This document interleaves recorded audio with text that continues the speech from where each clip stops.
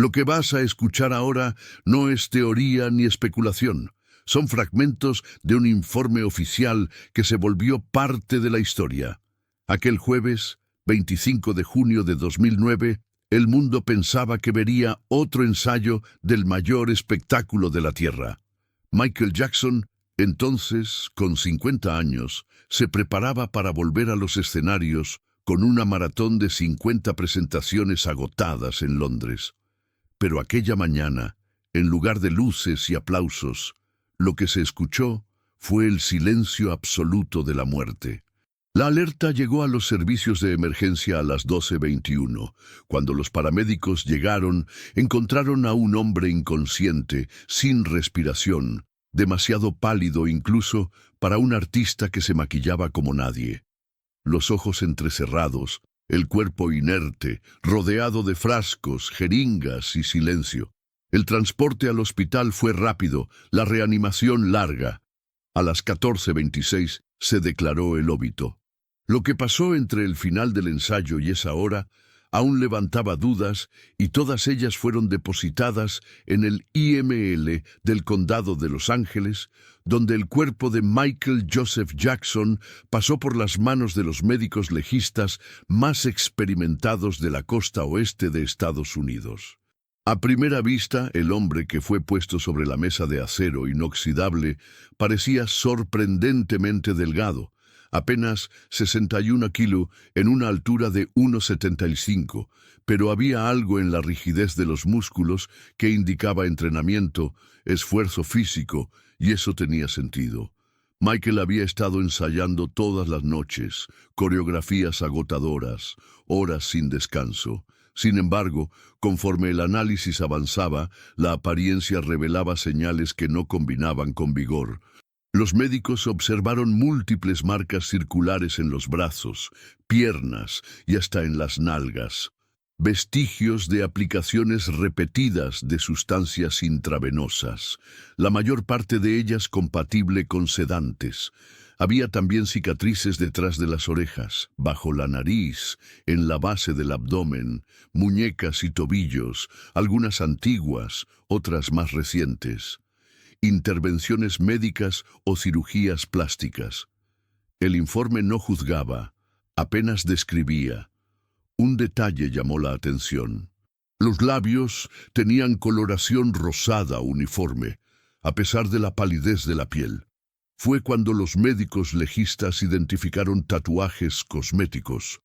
Las cejas también eran dibujadas artificialmente, y en el cuero cabelludo, una tonalidad oscura artificial rellenaba regiones donde ya no había más cabello. Era más que estética, era control. Michael controlaba hasta lo que el tiempo le quitaba. Aquella parte del cuero cabelludo, quemada en el accidente de Pepsi en 1984, presentaba cicatrización incompleta. Por décadas, aquel punto había sido un recordatorio permanente de dolor. En los pies, una nueva alerta, una infección fúngica avanzada, con engrosamiento de las uñas y olor fuerte, pequeño, pero revelador. Mostraba un cuerpo que ya no estaba en pleno mantenimiento y entre las costillas una fractura. Del lado izquierdo no había hematomas externos, lo que apuntaba a una fractura reciente, probablemente causada durante las tentativas desesperadas de reanimación. Pero lo que los médicos legistas aún no sabían era lo que corría por dentro de aquel cuerpo. Al abrir el tórax y el abdomen, los médicos encontraron órganos en dimensiones normales y funcionamiento relativamente preservado. No había señales de falla múltiple, no había cirrosis, no había enfermedades crónicas aparentes. Pero cuando el estómago fue abierto, vino el asombro. Nada de comida, ningún residuo de comida, solo cápsulas, algunas aún intactas, otras parcialmente disueltas, vitaminas, suplementos. Michael Jackson estaba desnutrido, no por falta de acceso a la comida, sino porque su organismo operaba en otro ritmo, un ritmo forzado por sustancias. El análisis toxicológico revelaría en pocas semanas un cóctel de drogas impresionante. Lorazepam, un ansiolítico poderoso. Midazolam, un sedante usado en preanestesia. Diazepam, conocido comercialmente como Valium. Y por encima de todos, el más peligroso, Propofol. Propofol no es un medicamento común. Es un anestésico general utilizado en cirugías, aplicado en ambientes con monitoreo cardíaco y soporte respiratorio. Pero Michael lo usaba como somnífero, lo llamaba mi leche. En la noche del día 24 de junio, Michael Jackson subió al escenario del Staples Center y entregó lo que sería su último ensayo. Fue grabado. Sonreía, bailaba, cantaba, parecía listo. A las 0:30 del día 25, regresó a la mansión alquilada en Holmby Hills. El médico particular, Conrad Murray, lo esperaba. Alrededor de la 1:30, Michael pidió dormir, pero él ya no dormía más como las personas comunes. Murray intentó lorazepam, después midazolam, después una dosis más. Michael permanecía despierto. Insistió. Sin mi leche no puedo dormir. El médico se resistió. A las 10:50 de la mañana, Murray cedió. Preparó una dosis diluida de propofol, cerca de 25 miligramos, y la inyectó por vía intravenosa, sin equipos de monitoreo. Después salió del cuarto. A las 11:05 al regresar, encontró al paciente sin pulso, pupilas dilatadas, respiración ausente. La carrera contra el tiempo comenzó. El médico Conrad Murray, solo en el cuarto, comenzó una maniobra de reanimación a las apuradas. Intentó compresiones torácicas con las manos desnudas. Aplicó naloxona, antídoto común en casos de opioides, sin saber aún si tendría efecto. Buscó signos vitales, nada. En lugar de llamar inmediatamente a los servicios de emergencia, Murray buscó ayuda. Los minutos se extendían como horas. A las 12:21, la llamada fue finalmente hecha. Los paramédicos llegaron en pocos minutos. Intentaron oxigenar, intubar, administrar adrenalina. Cuando retiraron a Michael de la residencia, el cuerpo ya no reaccionaba. En el Ronald Reagan Uclay Medical Center, la reanimación continuó por más de una hora. El protocolo fue seguido al pie de la letra, pero el cuadro ya era irreversible. A las 14:26, el hospital comunicó oficialmente que Michael Joseph Jackson había sido declarado muerto. Los titulares se extendieron. El planeta entró en luto. Pero dentro de una sala fría en el Instituto Médico Legal de Los Ángeles, la misión era otra, entender por qué. El documento de la autopsia, con 51 páginas, no dejaba márgenes para dudas.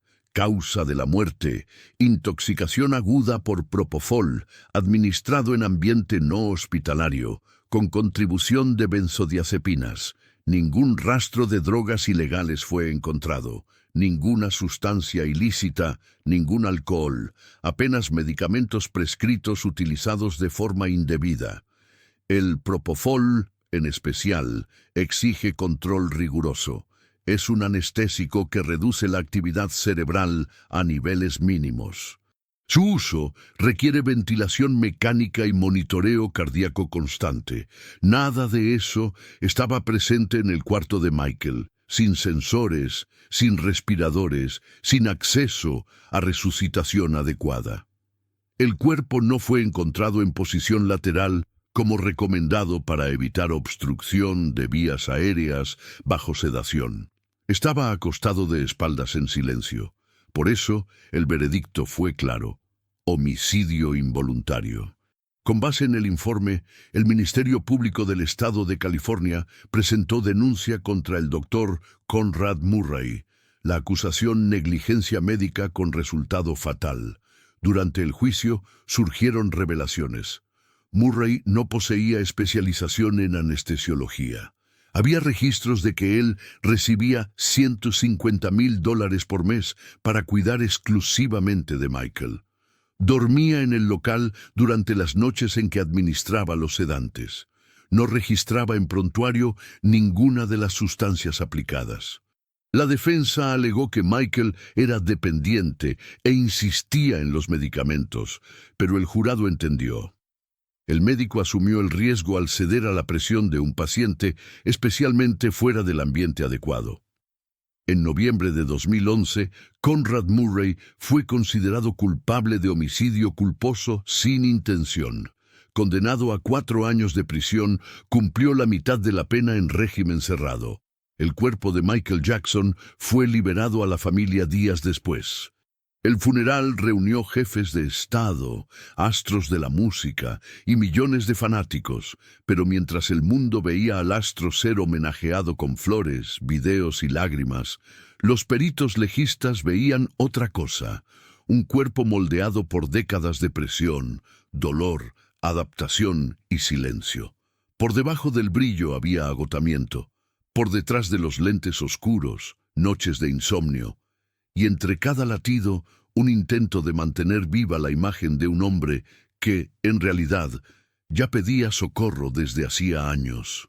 Michael Jackson murió rodeado por los mismos elementos que lo acompañaron por décadas: la genialidad, la cobranza, el perfeccionismo y los medicamentos que prometían hacer todo eso posible.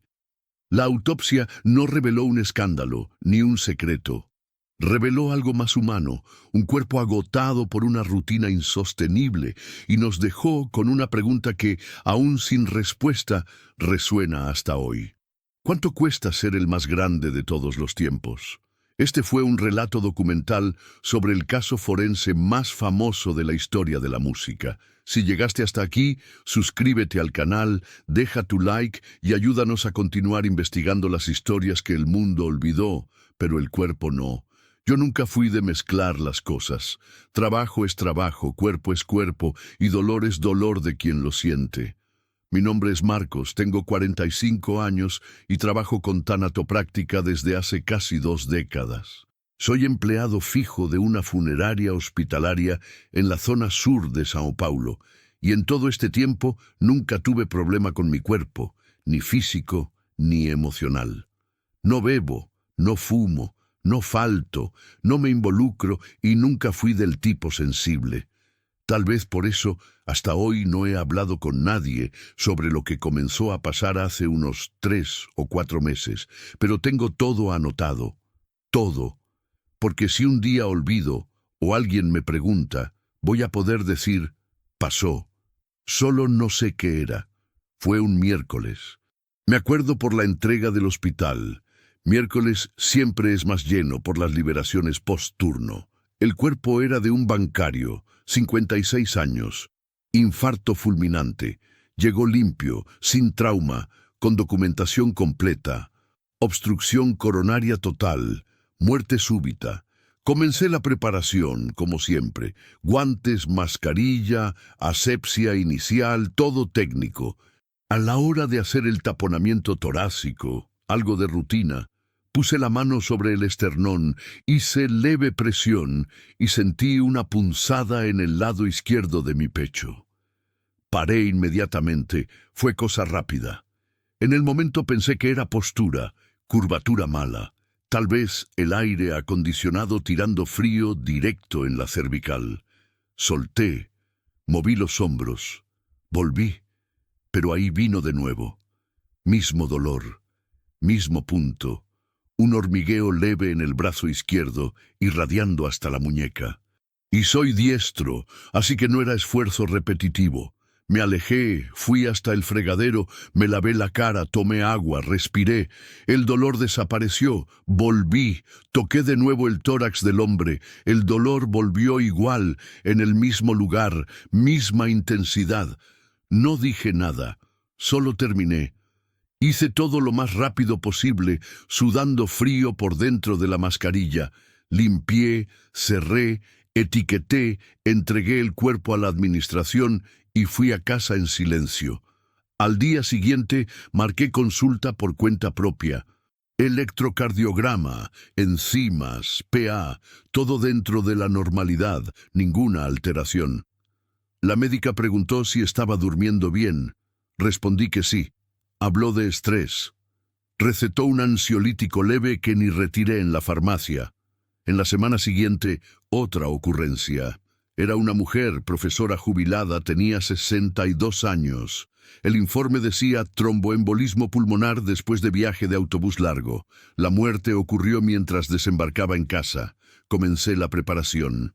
Cuando posicioné las manos en el abdomen inferior para iniciar el vaciamiento, me mareé. Fue como si el aire desapareciera. Sentí un aprieto en los pulmones, una leve contracción en el centro del tórax. El corazón no se aceleró, la respiración falló. Me senté, me quité los guantes, me quedé parado por unos segundos, después me levanté despacio y volví al procedimiento con cuidado. Y la sensación solo venía cuando tocaba el cuerpo. Después de que terminé, no sentí más nada. Esta vez escribí solo una frase en un cuaderno viejo que usaba para controlar stock de insumos. Falta de aire durante vaciamiento. Informe indicaba embolia. ¿Coincidencia?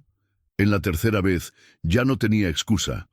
Hombre de 48 años, causa de la muerte, sepsis generalizada, complicación infecciosa, postcirugía de vesícula, síntomas descritos en el prontuario, escalofríos, taquicardia, fiebre y desorientación progresiva. Durante el manejo del cuerpo, comencé a sudar en la espalda, pero sudar como si tuviera fiebre, ojos pesados, dolor de cabeza sordo y una leve sensación de confusión mental. Perdí el orden del protocolo por un instante. Tuve que recomenzar una de las etapas y en el momento que terminé pasó todo. En menos de 2 minutos estaba normal. Fue ahí que percibí el patrón. Entonces comencé a anotar en serio. Anotaba fecha, edad, causa de la muerte, síntomas del informe y lo que sentí. Todo siempre coincidiendo y siempre solo durante el contacto con el cuerpo. En la cuarta o quinta ocurrencia ya no pensaba más que fuera casualidad, pero tampoco tenía con quién hablar.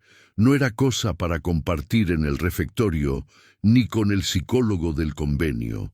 No era locura, era síntoma, pero un síntoma que no era mío.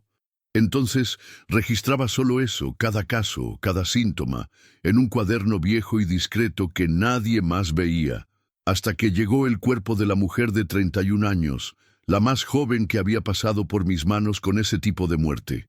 Era una mujer joven, 31 años. El cuerpo fue entregado directo del Instituto Médico Legal.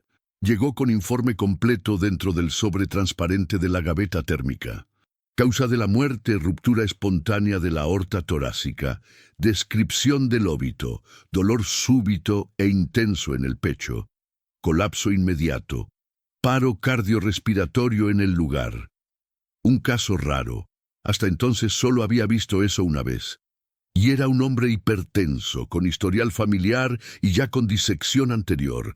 Esta chica no tenía nada de eso. El informe era tan detallado como frío. Describía el dolor como lancinante y profundo, irradiando del centro del tórax hacia la espalda en línea recta. Aquello me trabó un poco. No fue miedo, fue precaución. Me quedé parado mirando el cuerpo por un tiempo. Era una preparación simple, pero delicada.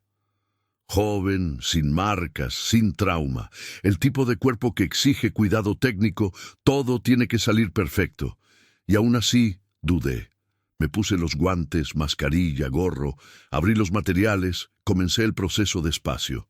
Hasta el momento de la cavidad torácica todo siguió normal, pero cuando posicioné el bisturí sobre el esternón para iniciar la abertura de la caja, vino el dolor.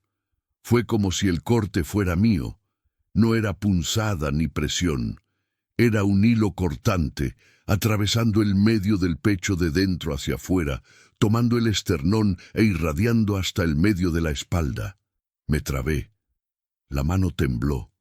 El bisturí casi cayó. Solté despacio, me quedé inmóvil, apoyado en la mesa de acero inoxidable, tratando de controlar la respiración. Era un dolor seco, no tenía emoción, no tenía susto, solo dolía de la manera que el informe describió. Me quedé ahí unos minutos de pie, con los ojos cerrados, esperando que el cuerpo doliera solo por fuera. y cuando pasó, volvió a ser solo trabajo. Volví, abrí, limpié, cerré, terminé todo en silencio. El dolor no volvió, ninguna sensación más, solo el sudor bajando por la base de la nuca, por dentro de la ropa quirúrgica.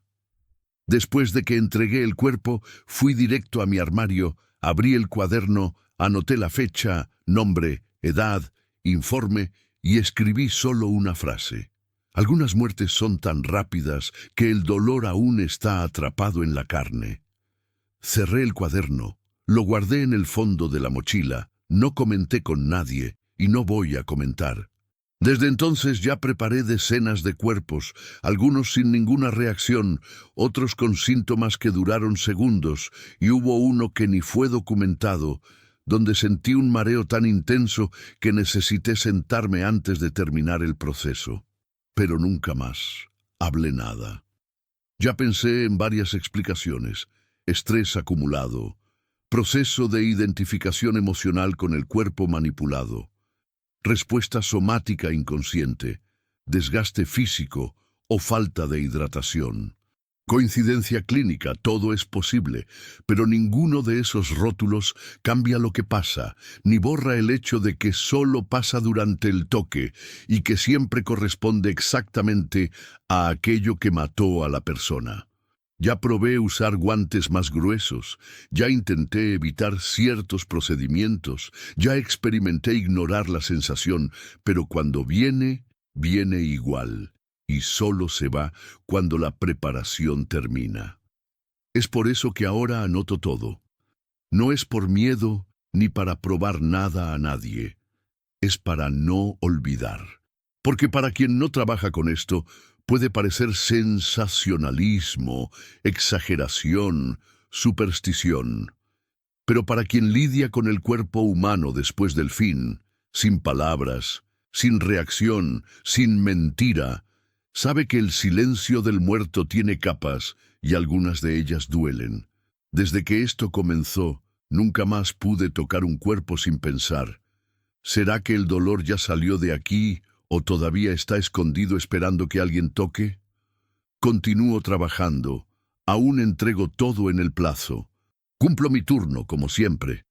Pero desde hace un tiempo, cuando la puerta de la cámara fría se abre y las ruedas empujan la camilla hacia mí, la pregunta vuelve: ¿qué será lo que voy a sentir esta vez? Y no cuento, no aviso, no registro en ningún lugar. Solo abro el cuaderno cuando nadie está cerca. Anoto, cierro y lo dejo ahí como un control de stock, un inventario de lo que el dolor deja atrás. Trabajé 42 años con esto. Comencé con 22. En el tiempo en que la tanatopráctica aún se hacía más con fuerza de brazo que con equipamiento, vi cuerpo de todo tipo: gente baleada, gente quemada, gente olvidada en casa por días en el calor de enero. Pero en aquel penúltimo día de servicio, largué los guantes en el medio de la preparación y pedí que llamaran a otro. Nunca había hecho eso, ni siquiera en los peores casos, y por eso mismo nadie entendió nada. Solo que no fue por asco, ni por miedo, fue por otra cosa, por respeto. Era una mañana común. Llegué en el horario, me puse el delantal, guantes, mascarilla, las mismas etapas de siempre. El cuerpo ya estaba en la sala de preparación masculina, grupo etario entre 40 y 50, sin documentos, llegado vía IML, con autorización directa de la funeraria convenida con el Estado. Causa de la muerte: violencia extrema, heridas por instrumento cortante y contundente, múltiples fracturas en los dedos, dientes ausentes, nariz hundida, marcas antiguas de cortes y hematomas, también indicando posible tortura antes de la muerte. Di entrada normalmente, anoté el horario, comencé el protocolo. Hasta ahí un cuerpo más. Pero mientras lavaba la región abdominal, percibí una cosa que me hizo parar. El cuerpo no estaba rígido, no como debería, ni como solía estar en casos de trauma violento. La piel estaba lisa, lavada, sin manchas de suciedad, barro o polvo rural, lo que no coincidía con el boletín que indicaba lugar de encuentro en zona de bosque. El área del pecho tenía una camisa manchada de sangre, pero vestida después de la muerte, claramente no estaba pegada en las heridas. Cuando giré el cuerpo de lado para terminar el baño, sentí un olor que no era de formol. Tenía un fondo cítrico, amargo, como el olor que sale de ciertas raíces abiertas en velorios del interior, cosa de quien sabe lo que está haciendo.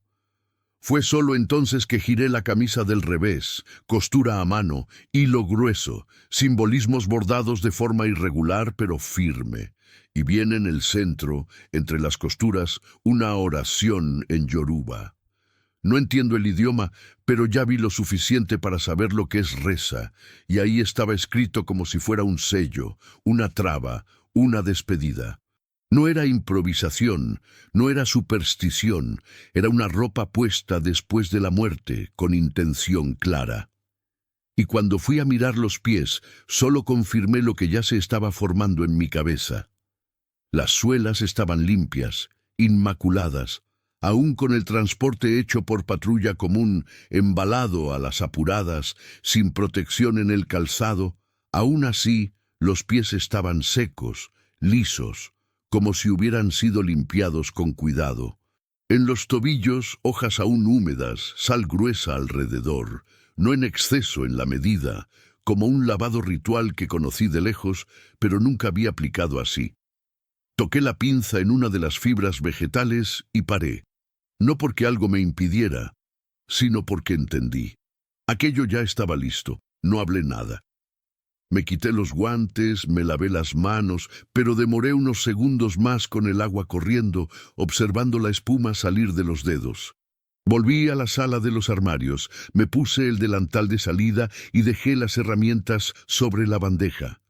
Un auxiliar entró, me miró sin entender y solo dije eso: pásalo a otro. Ese no lo hago. Me preguntaron después el motivo. Solo repetí una vez ya al final del día: ese cuerpo no pasó por mí, pasó por algo mayor, y no soy yo quien debe tocar lo que ya fue preparado en silencio por alguien con más autoridad que yo. Al día siguiente, fui a trabajar como siempre. Mismo horario, mismo armario, mismo corredor frío con olor de eucalipto vencido. El cuerpo aún estaba ahí, pero alguien lo había cambiado de camilla y la camisa ya no estaba más en la sala. Dijeron que el responsable del sector administrativo se la había llevado para análisis externo. Nadie explicó qué análisis ni quién lo solicitó, pero por algún motivo aquello no me molestó. Por el contrario, parecía coherente. En la sala de preparación, el clima estaba extraño. Nadie hablaba del asunto y ni necesitaba. Uno de los nuevos, Jefferson, chico esforzado, pero que aún temblaba a la hora de la primera incisión, comentó sin mirarme: parece que quitaron el cuerpo de la lista de atendimiento. No tiene más ficha en la carpeta ni en el sistema. Solo di un leve gesto, no pregunté nada, ni quería. En la sala de descanso, la conversación comenzó a circular con más fuerza.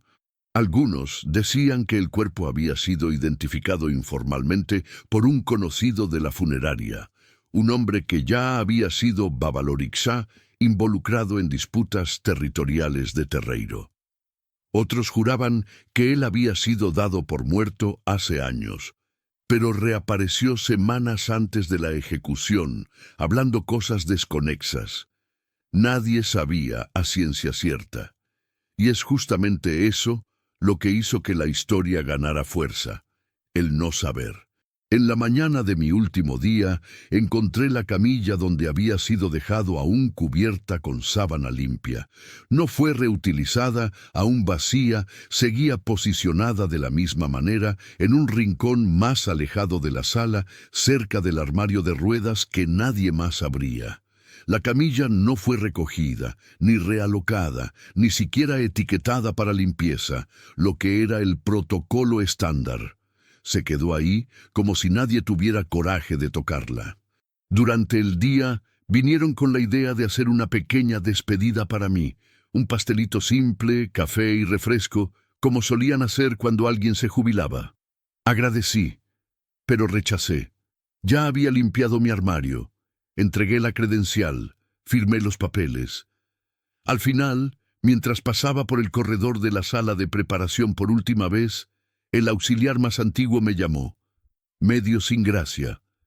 Antonio, disculpa preguntar, ¿pero qué exactamente había en aquel cuerpo? Demoré en responder. Lo miré directo, sin ironía, sin misterio. Solo dije lo que necesitaba. Solo porque trabajamos con el fin de las cosas no quiere decir que tenemos que ir hasta el fin de todo. Él no preguntó más nada. Salí de la funeraria a las 5:42 de la tarde. Estaba frío, el cielo claro. No llevé nada además de los papeles, ni me despedí de nadie. Solo hice el trayecto hasta el carro caminando despacio, como quien sabe que no vuelve más. Dicen que aquella camilla se quedó ahí por semanas, que el nuevo supervisor pidió recogerla, pero el sector de limpieza se olvidó y después de eso nadie más la tocó. Hasta intentaron usarla para otro cuerpo una vez, pero el mismo funcionario que iba a iniciar la preparación desistió en el medio. No hubo explicación. Después de eso pasó a ser evitada, cubierta con sábana limpia, arrinconada, siempre limpia, pero vacía sobre el cuerpo. No sé qué hicieron. No vi carro funerario salir. No vi gaveta de necrotorio ser abierta. Solo sé que hasta donde me fue informado, ningún registro formal fue hecho sobre el destino de él. En la carpeta, la ficha estaba en blanco. En el sistema, desapareció de la lista. Y lo más curioso es que nadie parece preocupado con eso, ni los más rígidos. Tal vez porque en el fondo todos entendieron. Años antes de que eso pasara, un preparador del interior me dijo una frase que nunca olvidé. Hay cuerpo que llega sucio y nadie quiere tocar. Y hay cuerpo que llega demasiado limpio y entendemos que ya fue tocado donde no debía. En la época pensé que era exageración. Hoy entiendo exactamente lo que quiso decir, nunca más volví allá. Y sinceramente no tengo ganas, pero a veces, cuando paso en carro cerca del edificio, imagino si aquella camilla aún está en el mismo rincón, con la misma sábana limpia por encima. Y si allá en el fondo alguien aún evita usarla, aún sin saber por qué, porque en la carpeta la ficha se quedó en blanco. En el sistema consta apenas cuerpo desconocido, no preparado, y la camilla hasta hoy nadie más la tocó. Siempre tuve muy claro cuál era mi trabajo. Durante 30 años fui técnico en tanatopráctica, en una funeraria tradicional aquí en Recife. Nunca tuve religión, nunca creí en nada además de lo que puede ser explicado con base, evidencia, repetición. Nunca necesité fe para lidiar con la muerte, solo respeto. El cuerpo para mí siempre fue responsabilidad, nunca alma. No necesitaba creer en otra cosa. Era materia, piel, hueso, líquido, gas, todo con lógica, todo con patrón. Hasta cuando venían casos extremos, atropello, descomposición avanzada, traumas por arma, mantenía la misma postura técnica. Nadie me vio temblar, nadie me vio desviar la mirada. Sabía qué hacer hasta la última noche. Pasó un jueves, turno de la noche. Llegué a las 19 horas, como siempre. La previsión era de movimiento leve. 3 velorios marcados, 2 cuerpos en preparación al final del día y nada más. Los colegas de la tarde fueron liberados alrededor de las 21 horas. Me quedé solo, como de costumbre. La empresa confiaba en mí. Alrededor de las 23:20 me llamaron del hospital. Una anciana había fallecido ahí mismo, sin necesidad de remoción legal, muerte natural, paro cardiorrespiratorio. Tendría liberación inmediata de la familia. El cuerpo fue autorizado a ir directo a la funeraria. Llegó en ambulancia a las 23:35. Era una señora de aproximadamente 70 años. No recuerdo el nombre. La ficha decía apenas óbito a las 23:14, 20 minutos antes. Aún tibia. Era un cuerpo limpio, sin heridas, sin marcas, sin rigidez total. Eso ayudaba bastante técnicamente. Sin rigidez inicial, el procedimiento fluía más rápido y la temperatura aún presente indicaba que los gases internos no habrían iniciado presión. Acomodé el cuerpo en la mesa fría, hice el registro básico, revisé documentación, organicé los instrumentos, guantes, campo quirúrgico, toalla de apoyo, banda cervical. Encendí la luz blanca arriba de la camilla, aquella de tono casi azul. El silencio era total. Ni el congelador del lado emitía sonido, solo el clic de la hoja al ser trabada, el doblez de los guantes de vinilo estirándose. Comencé la preparación por la cara, como suelo hacer cuando el óbito es reciente. La piel aún tenía maleabilidad, sin señal de oscurecimiento.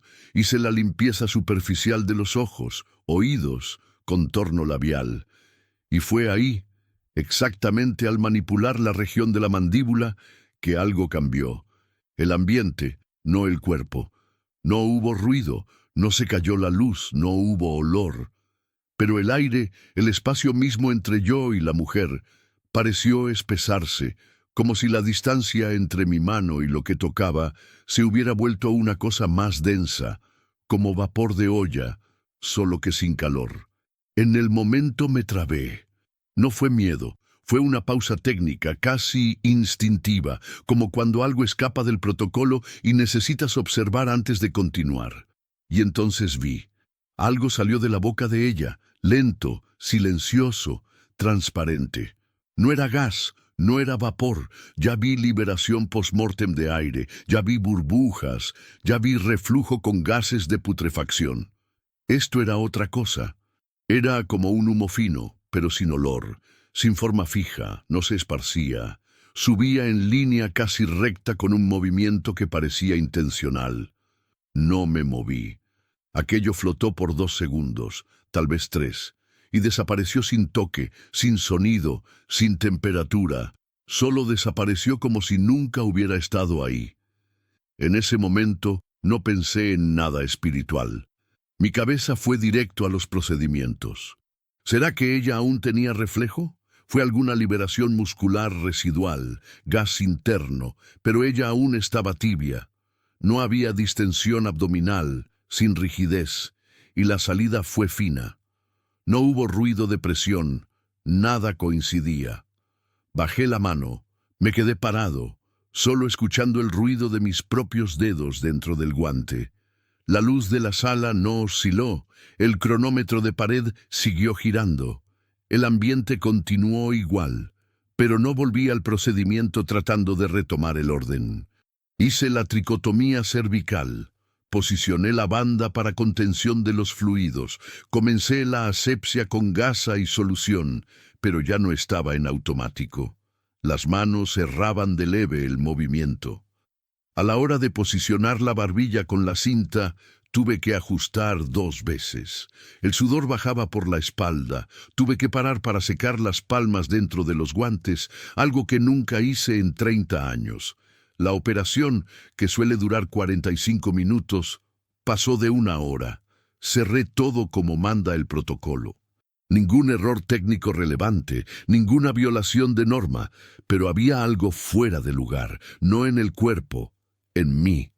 Sostuve esa mandíbula, toqué esa cara, observé cada detalle de aquello que me fue entregado como cadáver y juro, no parecía que ella ya se había ido totalmente. No había cómo probar eso, ni palabras para explicar, pero había alguna cosa ahí segundos antes que no era materia. Y si no era materia, entonces, ¿qué era? Terminé la preparación a las 0:48. Anoté en el cuadro de control, apagué la luz de la sala y fui directo al vestuario. No fui a tomar café ni revisar los otros procesos. Solo me quité la mascarilla, me senté en el banco de madera apoyado en la pared y me quedé un tiempo con las manos puestas en el regazo. La espalda sudada aún se pegaba en la camiseta. No era pavor, solo no sabía qué hacer.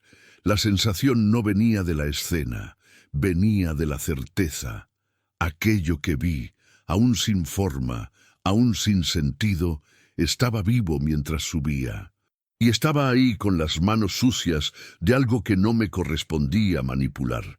Traté de pensar en cosas prácticas. ¿Será que había ingerido algún medicamento que reaccionó después? ¿Algún tipo de enfriamiento rápido, creando condensación?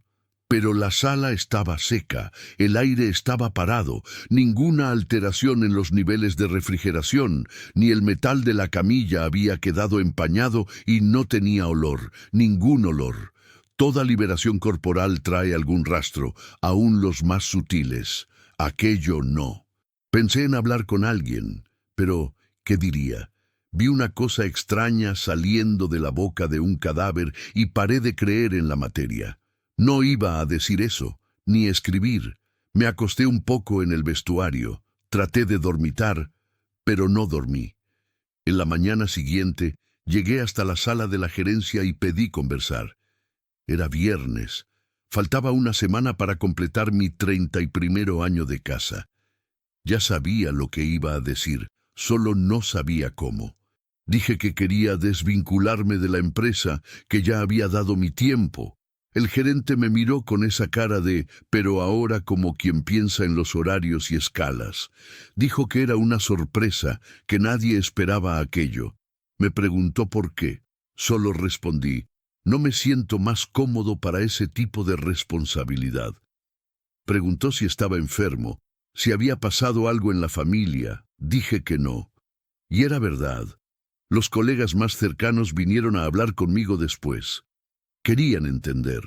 Algunos pensaron que era agotamiento, otros pensaron que era alguna enfermedad que no quería comentar. Uno de ellos, Sandro, hasta bromeó. «¿Cansaste de ver fantasmas, Edgar?» Solo moví la cabeza, ni sonreí. En la semana siguiente, fui hasta la capilla de la funeraria a llevar unos papeles del RH. Era una mañana de domingo, fin de turno. Iba a dejar los documentos con el equipo de guardia y salir enseguida. Pero antes de entrar, pasé por el salón de los velorios y vi un movimiento mayor que lo normal. Uno de los salones estaba más lleno. Curioso, me detuve por unos instantes. Era el velorio de la mujer que había preparado. La nieta de ella, una chica de unos 30 años, estaba de pie cerca del ataúd, conversando con alguien. No recuerdo si era hermana, amiga, tía. Iba a seguir directo, pero me detuve cuando escuché su frase. Dijo así: «Abuela siempre hablaba. Solo me voy a ir cuando alguien me respete como entera, aún después de muerta». Fue solo eso. La frase vino como una costura inesperada entre la madrugada y ese domingo de sol. No me acerqué, no entré, no hablé con nadie, solo seguí.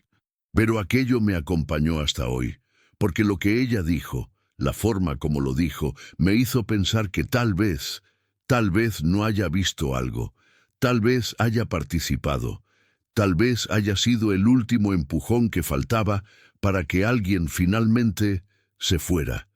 Y por más que eso no tenga prueba, ni sonido, ni explicación, fue suficiente. Después de aquella noche, nunca más toqué un cuerpo, ni quise, ni necesité que alguien creyera en mí. Llegó un martes, final de mañana. Estaba en la segunda preparación del día. Había despertado temprano, ni tomé café en casa. Suelo dejar para comer algo ahí en el intervalo del mediodía, cuando el movimiento suele bajar un poco. El cuerpo vino con la ficha llenada por el equipo del traslado. Nombre completo, edad, causa de la muerte, infarto fulminante, 61 años. Leí el nombre de pie, al lado de la camilla, como siempre hago, y sentí el aire calentarse atrás del cuello. Pensé que era coincidencia. El apellido no es tan común, pero podía ser otro. Gente parecida siempre pasa por aquí. Ya tuve pariente de colega del colegio, ex cliente de mi madre, hasta amigo de infancia de mi esposa. Pero cuando abrí el cierre, no hubo duda. Los ojos estaban semiabiertos, labios morados, ninguna señal de trauma. Brazo izquierdo doblado como si hubiera caído durmiendo en el sofá. Parecía tranquilo, pero era él el hombre que abusó de mi hermana. Tenía unos 9 años en la época, ella 7. Él era conocido de la familia, tío de consideración. Estaba siempre en casa de mi abuela. A veces aparecía el domingo para almorzar con nosotros, y nosotros éramos niños. La denuncia fue hecha. Mi madre nos creyó, pero el resto de la familia no.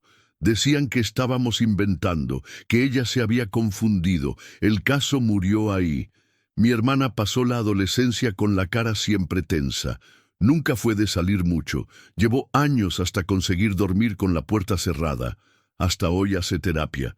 Y ahora estaba ahí en mi camilla en el frío, con una etiqueta plástica en el pie, y nadie sabía, ni mis colegas, ni el gerente.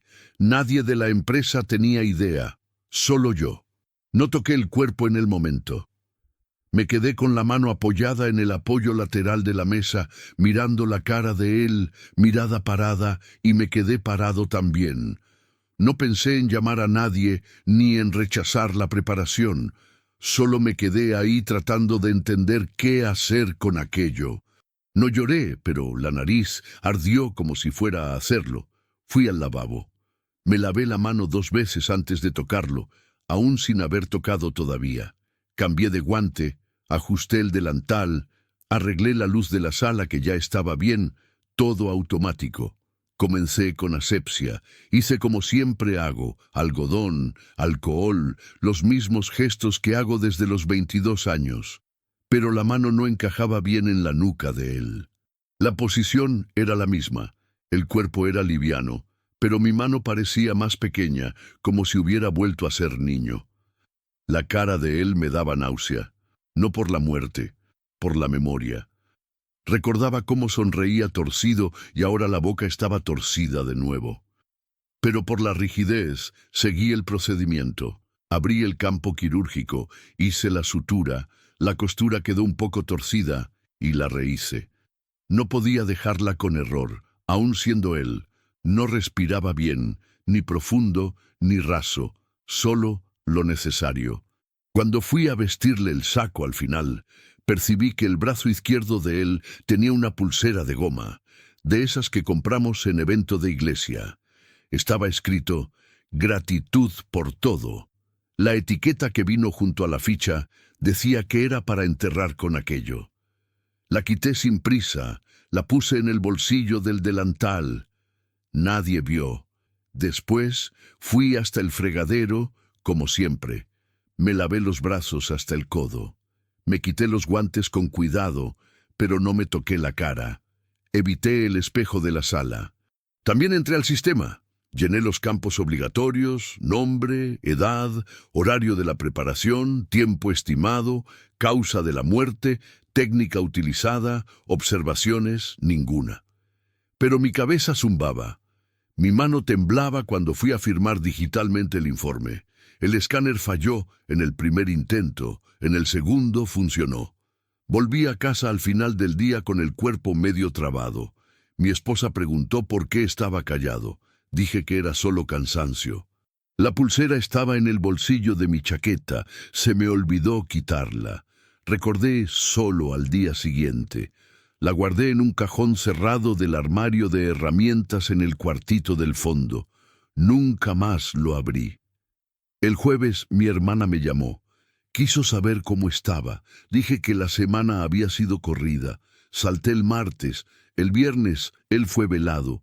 Fui escalado para dar apoyo en la organización de la sala. No elegí, no pedí. Fue sorteo de turno. Llegué 15 minutos antes, como siempre. Ajusté la temperatura del ambiente, probé la iluminación, puse la urna de recuerdos sobre la mesita de esquina. Tenía unos libritos con versículos bíblicos. Uno de ellos decía, «El justo será recordado con alegría». Pasé por encima de eso sin pensar. La sala estaba lista antes de que la familia llegara y me quedé del lado de afuera acompañando de lejos. Vi una mujer de cabello bien claro llegando con un hombre mayor. Parecían ser la hija y el cuñado de él. Después vino un chico más joven, con 2 niños pequeños, nietos tal vez, y me quedé observando todo por la rendija de la puerta, como quien mira un pasado deformado volviendo a caminar. Hubo gente que lloró, gente que habló bien, gente que oró por él en voz alta. Cuando comenzaron a elogiar el carácter de él, necesité alejarme. Fui al corredor del fondo, donde están los soportes de flores. Tomé un arreglo que había sobrado de un velorio anterior y comencé a arreglar los tallos solo para ocupar la mano. La boca se secó, la garganta áspera.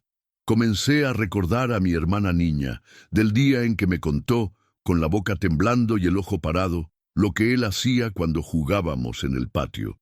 Y ahora estaba ahí de traje en el ataúd, con música baja sonando y Visita sonriendo para foto al lado. La pulsera no estaba con él. Revisé de lejos, en el momento que el ataúd quedó abierto. Nadie notó la falta. El velorio terminó en menos de 2 horas. La mayoría se fue antes de la salida del carro. Me quedé en el fondo del estacionamiento cuando el vehículo funerario partió.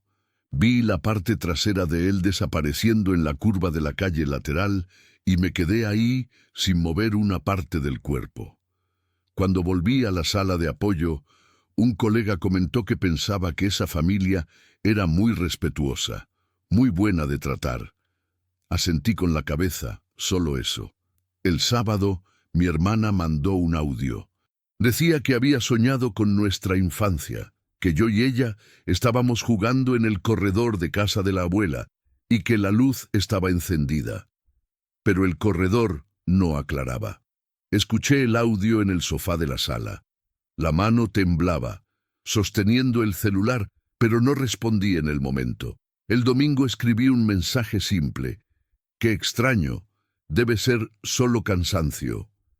Ella respondió con emoji de risa y nunca más tocó el tema. La pulsera sigue guardada. Ya pensé en tirarla, quemarla, enterrarla, pero está ahí en el fondo del cajón de herramientas, debajo de las lijas. Solo de tocarla mi mano se humedece, pero nunca le conté a nadie, porque hay cuerpo que preparamos con las manos, y hay cuerpo que nos tragamos con ojos cerrados, y ese fue el único que me tragué entero. Si este relato te tocó de alguna forma, suscríbete al canal y ayúdanos a batir la meta de 1000 likes. Cada historia aquí es más que un susto. Es un pedazo de alguien tratando de seguir adelante. Ya preparé cuerpo de policía, de sacerdote, de bebé recién nacido, de habitante de la calle. Aprendemos a desconectar ciertas cosas o tratamos. Solo que hubo un caso que hasta hoy no sé bien qué me hizo. No fue por la condición del cuerpo, ni por el estado en que llegó. Fue por la reacción que provocó en todo el mundo, incluyéndome a mí. Y eso para quien hace este trabajo es más peligroso que cualquier cosa. El nombre no salió de mi cabeza por días, y peor que el nombre fue la sonrisa, porque ese cuerpo llegó con una sonrisa marchita en la cara, y nadie ahí quiso tocarlo. Eso fue el año pasado. La funeraria en que trabajo tiene convenio con el sistema penitenciario. Entonces, de vez en cuando, llega alguien que murió en prisión o que estaba bajo custodia. Es un tipo de contrato que poca gente quiere mantener, pero que garantiza entrada de servicio todo el mes. Cuando el cuerpo de ese hombre llegó, fue anunciado como óbito resultado de enfrentamiento con la policía. Eso para nosotros es solo una línea más en la ficha. Estaba en libertad condicional, según dijeron. Lo llevaron al IML de la ciudad vecina y después lo mandaron directo a nosotros para la preparación. Estaba en la guardia de la tarde junto con 2 colegas más. El conductor de la patrulla funeraria bajó, firmó la liberación y dijo bajito, ¿este va federal? La frase pasó desapercibida. En nuestra profesión hay broma para todo, pero ahí el auxiliar que siempre ayuda en el transporte miró la ficha y murmuró, «Es él». El otro paró de reír inmediatamente. Se quedaron mirándose. Uno de ellos dejó la camilla trabada en la entrada y desapareció. Fui yo quien jaló el cuerpo a la sala de preparación. La sala no tenía nada diferente, pero estaba sofocante. El aire parecía parado. El sonido de la máquina de ventilación, que normalmente molesta, estaba casi inaudible. Cerré la puerta, me puse guantes nuevos y fui acercándome despacio. La cara de él estaba deformada, no de autopsia, sino de agresión. Ojo derecho morado, hinchazón en el lateral de la mejilla, marcas en el tórax, escoriación en el cuello. Nada de eso era novedad. Pero había una cosa en la esquina de la boca, una sonrisa pequeña, casi deshecha, pero aún ahí. No me gusta dar nombre a reacción fisiológica. Hay cuerpo que sonríe, hay cuerpo que abre mucho los ojos, depende de la tensión muscular que aún queda. Pero admito que aquello me movió, porque mientras preparaba los materiales, el succionador, el algodón, los curativos, mi cabeza siguió girando. Recordaba el nombre de él, la foto, el caso que paró la ciudad unos años antes. Recordaba el titular con la palabra abuso, la edad de la víctima, el juicio, la condena. Y aún así, ahí tenía que tocarlo, lavar, taponar, cerrar, vestir. Comencé el proceso con los ojos bajos. Me quedé más tiempo del que debía lavando los miembros. El agua se calentó en la cuba. Gasté con prisa de más, y cada vez que levantaba la cabeza y veía la esquina de la boca de él, esa sonrisa aún estaba ahí. Traté de concentrarme en lo básico, taponamiento nasal. El canal estaba obstruido. Usé una pinza larga para limpiar antes de poner algodón con formol. Taponamiento bucal. Necesité reforzar gasa entre los molares porque había dientes sueltos. Costura torácica ya había sido hecha en el IML. Solo necesité limpiar los puntos. Pero la cara ahí fue donde la cosa pesó. El maquillaje correctivo que usamos no se adhirió de primera. La base se escurría en el sudor que la piel aún soltaba. Aún ya sin circulación, el tejido cutáneo estaba caliente, no en sentido de temperatura, sino de fermentación. La zona de la mejilla izquierda estaba demasiado dura. Usé una espátula fina para esparcir un poco del color. No quedó bien. El hematoma se filtraba por debajo de la capa. Tuve que aceptar. Cubrí con polvo y respiré profundo. Faltaba vestir el traje. Puse la camisa por encima con cuidado, pero mi mano temblaba. No de miedo. Era otra cosa. Parecía rabia, no declarada, contenida. ¿Sabes cuando haces todo con técnica, pero por dentro quieres acabar pronto? La corbata me dio trabajo. No encajaba en el cuello de la camisa. Casi la tiré. Al final, cerré con un nudo flojo, sin esmero, sin ajuste. Vestí el saco, cerré el cierre de la urna y salí de la sala sin mirar atrás. Más tarde, el encargado vino a preguntar si el cuerpo estaba listo. Asentí. Solo dijo: la familia avisó que solo un primo va a venir al velorio. Va a ser rápido. Y fue. Menos de una hora. El primo entró, se quedó en silencio, se acercó al ataúd y miró por unos segundos. Antes de salir, me llamó a la esquina y habló. ¿Viste los dientes? Moví la cabeza. Él dijo solo eso. Debía haber dejado como llegó. Fue poco. Y se fue. Yo tampoco dije nada. Después de ese servicio no hablé nada con nadie. Solo fui a casa. Entré, me quité el uniforme, fui directo a la ducha, como siempre hago, pero no pude salir de la ducha. El agua pegaba y yo continuaba ahí parado. No porque sintiera suciedad en el cuerpo, era otra cosa. Era como si hubiera descascarado una capa de la profesión ese día y no supiera más cómo vestirla de nuevo. Mi esposa preguntó si el turno había sido pesado. Dije que sí. Se quedó en eso. Pero en la madrugada soñé con la sala. No con el cuerpo, con la sala, la puerta abierta, las luces apagadas, la camilla vacía en el centro y el sonido del succionador encendido, aún sin nadie ahí. Desperté sudando. Fui a la cocina, Tomé agua directo de la botella y me quedé sentado en el borde del fregadero, en la oscuridad. Me quedé pensando en lo que había hecho, en los movimientos de mi mano, en la hora en que empujé el algodón, en la hora en que limpié la sangre seca cerca de la oreja, en la hora en que forcé el traje en el brazo de él, aún with la rigidez. ¿Todo aquello había sido mecánico o estaba tratando de castigar a alguien que ya estaba muerto? Esa fue la pregunta que me dejó mal, porque en 19 años nunca me dejé afectar por quién era el cuerpo. Nunca juzgué si era ladrón, político, agresor, policía. Nunca miré la ficha más de lo necesario, pero ahí me trabé, y peor, continué aún trabado, como quien empuja un carrito sin rueda, solo para librarse pronto de la tarea. Al día siguiente entré de nuevo en la sala de preparación. Otro cuerpo, otro caso, otro nombre, pero mi cabeza no estaba limpia. Todo cuerpo que venía ahora parecía exigir más de mí, no físicamente, psicológicamente, como si después de ese día tuviera que reaprender a tratar a todo el mundo igual. Mis colegas notaron que estaba más callado, más técnico aún que lo normal, más rápido y menos involucrado. Hubo uno que bromeó: «Te estás pareciendo a la gente del IML ahora, resuelves en 10 minutos y fin». No respondí.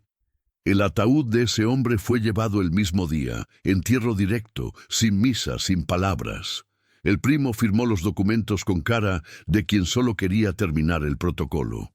Salió sin mirar atrás y me quedé ahí en la sala vacía, mirando el fregadero con los restos del maquillaje, el frasco de la base mal cerrado, los guantes tirados torcidos en la basura, la camisa de reserva que quedó manchada en el cuello y ni la ve. Todo aquello pequeño, pero ese día apareció mucho. Pasé a evitar preguntar el nombre de los cuerpos que llegaban. Solo tomaba la ficha al final, cuando necesitaba registrar el servicio hecho, y aún así, mi ojo iba directo a la parte de la causa de la muerte, como si estuviera esperando que apareciera algo parecido de nuevo. Pero no apareció. No de esa manera. Meses pasaron, la sensación fue disminuyendo, fui volviendo al ritmo. Pero cada vez que alguien pregunta si trato todos los cuerpos con el mismo respeto, pienso antes de responder. Porque la respuesta correcta es sí. La respuesta esperada es siempre. Pero hoy solo digo, trato, y solo yo sé el peso que esa frase carga, porque ese día en ese cuerpo fallé.